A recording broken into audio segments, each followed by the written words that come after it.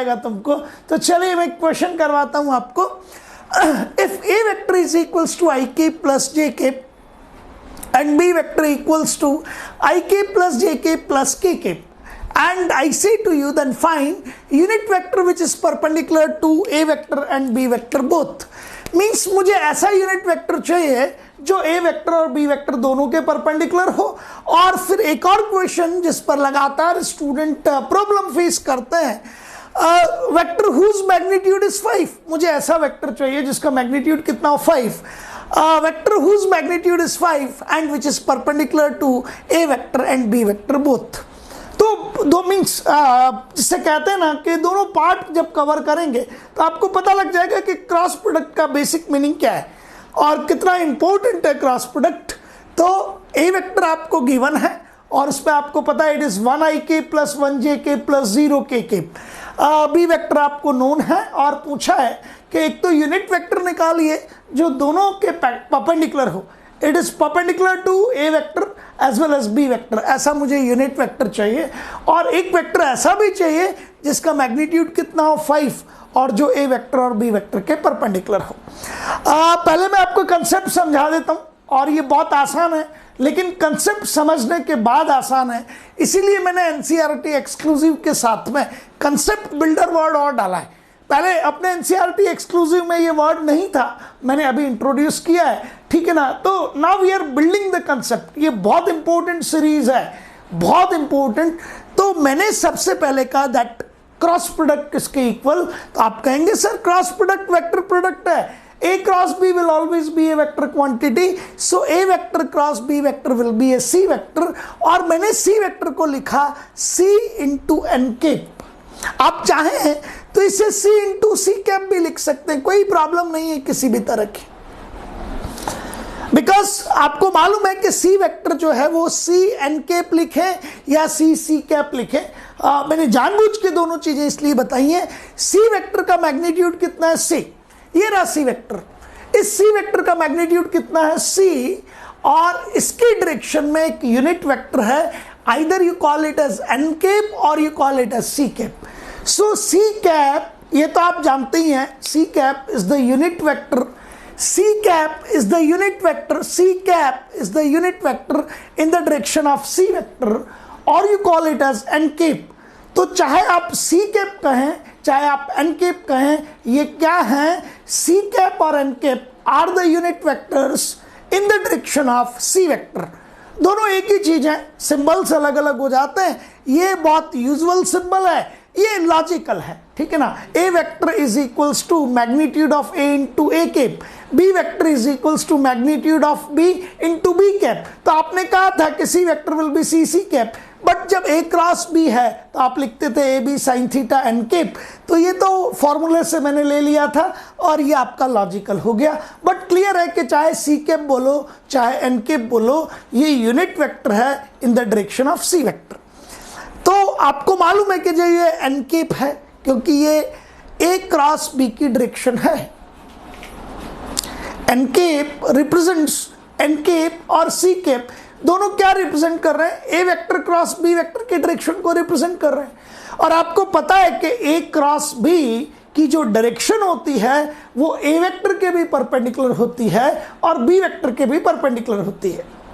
A vector cross B vector की, A vector cross B vector की जो direction होती है वो A वेक्टर के भी परपेंडिकुलर होती है और B वेक्टर के भी परपेंडिकुलर होती है। तो n कैप जो है वो A क्रॉस B की डायरेक्शन है, या C कैप जो है, दोनों में से कोई भी। n कैप या C कैप किसकी, A vector cross B vector की डायरेक्शन है, इसलिए n कैप इज परपेंडिकुलर, ये परपेंडिकुलर का साइन है। That's why n cap is perpendicular to A vector as well as n cap is perpendicular to B vector. तो मेरा पहला question तो कुछ नहीं कह रहा है, वो कह रहा है n कैप की वैल्यू निकाल दीजिए या C कैप की वैल्यू निकाल दीजिए, ठीक है, कंफर्म। और दूसरा क्वेश्चन कहता है भैया कुछ नहीं करना है, वेक्टर चाहिए जिसका मैग्नीट्यूड कितना हो 5 है ना, और जो A वेक्टर और B वेक्टर के परपेंडिकुलर हो। तो मैंने कहा भाई ये मैग्नीट्यूड हो गया 5 और डायरेक्शन ले लो n cap, is that clear? ये नया एक डी वेक्टर है, ये लिख दीजिए यहाँ, मैग्नीट्यूड 5 और डायरेक्शन एन कैप ले लो, ये नया डी वेक्टर है। और अब ये डी वेक्टर मुझे बताता है, चिल्ला चिल्ला के कहता है डी वेक्टर, सर मेरी डायरेक्शन एन कैप है। डी वेक्टर कहता है सर मेरी डायरेक्शन एन कैप है, मैं ए वेक्टर के परपेंडिकुलर हूं, मैं बी वेक्टर के भी परपेंडिकुलर हूं, और मेरा मैग्नीट्यूड 5 है। क्या कह रहा है डी वेक्टर चिल्ला चिल्ला के? सर मेरा मैग्नीट्यूड 5 है और मैं ए वेक्टर और बी वेक्टर दोनों के परपेंडिकुलर हूं, क्योंकि मेरी डायरेक्शन एन कैप है। ठीक है, तो सबसे पहले एन कैप निकाल लीजिए, तो आपका फर्स्ट ऑप्शन क्लियर। और दूसरा क्या कर लीजिए, डी वेक्टर निकाल दीजिए। ठीक है, अच्छा अब मैं सबसे पहले ए क्रॉस बी सी वेक्टर निकाल लूं। सी वेक्टर निकाल लूंगा तो एन कैप क्या है, c vector upon magnitude of C vector, that will be equals to, जिसे आप क्या लिख सकते थे, जिसे आप लिखते थे c vector divided by magnitude of C vector is what, c, है ना। तो एन कैप निकाल लेंगे और एन कैप के बाद में हम दोनों चीजें निकाल लेंगे। एन कैप कौन है, c vector upon magnitude of C vector, और सी वेक्टर कौन है, एन कैप कौन है, एन कैप है c vector upon magnitude of C vector, और सी वेक्टर कौन है, a cross b. A cross b आपको आता है, तो ए क्रॉस बी में first a then second is b, vertical direct दोनों की दोनों जो है वो लाइंस ड्रॉ कर ली है, डिटर्मिनेंट्स फ्रेम कर लिया है, वर्टिकल लाइन ड्रॉ करके डिटर्मिनेंट फ्रेम कर लिया है, आई कैप जे कैप के कैप। फर्स्ट वेक्टर कौन है, ए वेक्टर, इसे बॉक्स में बंद कर दिया।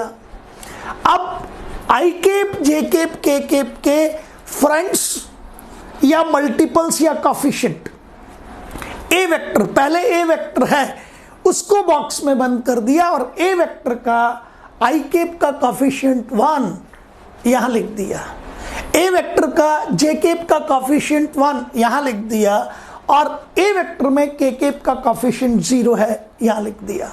तो ये लाइन कंप्लीट हो गई आपकी, है ना। पहले ए वेक्टर के आई कैप जे कैप के कैप के कॉफिशिएंट, क्यों, क्योंकि ए वेक्टर फर्स्ट वेक्टर है। फिर बी वेक्टर के आई कैप जे कैप के कैप के कॉफिशिएंट 1 1 1, बी वेक्टर के आई कैप जे कैप के कैप के कॉफिशिएंट 1 1 1, वो मैंने यहां लिख दी, एग्री। और फिर आपको इसे सॉल्व करना है, वो सब लोगों को आता है। आई कैप बाहर निकल गया, ठीक है, तो आई कैप को छोड़ दीजिए, एरो लगाइए अप टू डाउन और left to right, up to down and left to right, arrow लगाइए up to down and left to right. तो 1 into 1 and 1 into 0, 1 into 1 1, 1 into 0 0, arrow लगाइए up to down and left to right, 1 into 1 1 and 0 into 1 0। वापस लिख दीजिए आई cap, 1 friend है वहां पर और यहां पर भी 1 है, ठीक है। अब हमेशा आई कैप के बाद माइनस जे कैप ही आना है हमेशा, तो forget about J cap, J cap को भूल जाइए। एरो लगा दीजिए left to right up to down, left to right up to down, 1 into 1 1 and 1 into 0 0, up to down left to right, 1 into 1 1, 1 into 0 0। बस जे कैप के coefficient क्या क्या थे, तो वहां तो था 1 और यहां भी था 1। के कैप के कॉफिशिएंट वहां 0 यहां 1। अब के कैप ले लीजिए, तो के कैप में ये रहा, के कैप को छोड़ दीजिए, ये लीजिए up to down left to right, 1 into 1 1 minus 1 into 1 1, 1 into 1 1, इसको यहां के कैप लिख दीजिए। और के कैप के कॉफिशिएंट्स क्या क्या है आपके पास में, 0 and 1, so it is 1 minus 0 1 I cap, 1 minus 0 1 J cap, 1 minus 1, तो आपके पास 0 हो जाएगा। तो आप इसे चाहें तो 0 के कैप लिख लें, लेकिन जरूरत नहीं है, लेकिन जरूरत नहीं है। तो ये सी वेक्टर आ गया, magnitude of C vector root of coefficient के स्क्वायर्स करके ऐड कर दीजिए, तो सी इज इक्वल्स टू 1 का स्क्वायर प्लस जे कैप का फ्रेंड -1, कॉफिशिएंट -1, है ना, root of ax square plus ay square plus az square. A vector का मैग्नीट्यूड क्या होता था, तो जितने भी कॉफिशिएंट हैं उन्हें स्क्वायर करके ऐड कर देते थे, तो 1 का स्क्वायर जे केप का कॉफिशिएंट -1 उसका स्क्वायर, के केप का कॉफिशिएंट 0 है, ऐड करोगे तो 0 का square 0, it will be coming as √2। चलिए एन केप की वैल्यू लिख देते हैं, it will be N cap is equals to C vector. C vector कहाँ है भाई, ये रहा, it is N cap is equals to C vector, it is I cap minus J cap divided by magnitude, it is √2। इसको आप लिख सकते हैं 1/√2 आई cap minus 1/√2 j cap. Check कीजिए, 1/√2 आई cap minus 1/√2 minus 1/√2 j cap, ये लीजिए, agree.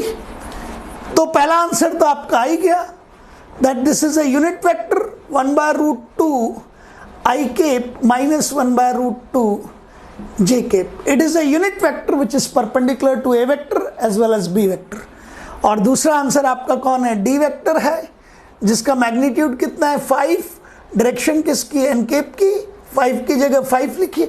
यहाँ हो सकता है क्वेश्चन पूछता वेक्टर हुज मैग्नीट्यूड इज 7, तो हम 7 एन केप लिख देते हैं। हुज मैग्नीट्यूड इज 15, तो हम 15 लिख देते, जितना मैग्नीट्यूड चाहे एंड एन केप 5 और एन केप कितना है 1/√2 आई cap minus 1/√2 j cap, and finally you will get it to be as 5/√2 I cap minus 5/√2 j cap.